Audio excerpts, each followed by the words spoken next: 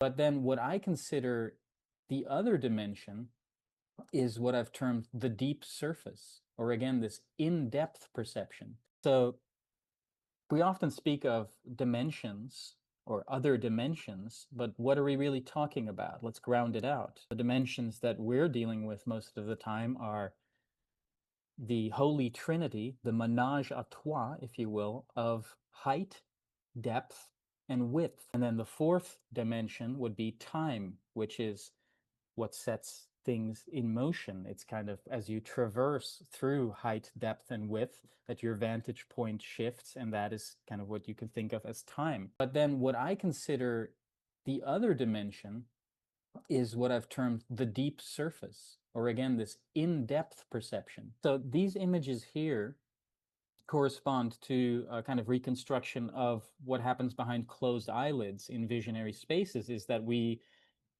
imagine the Cartesian grid of height, depth, and width to create a sense of inner depth. So in a sense, we invert the measurements of the physical behavioral space to create mind space through which an analog I or a metaphor me can move as though it were moving thoughts like they were objects. It's where your inner thoughts are narrated in a voice that might not be heard as clearly as you might hear my voice now. But I think sometimes we just hear it in homeopathic doses, in the same way that you would hear the voice, quote unquote, metaphorically hear a voice when you read text off of paper. In fact, I think it is the invention of the phonetic alphabet and the ability to read that has imbued us with an internal voice. We can now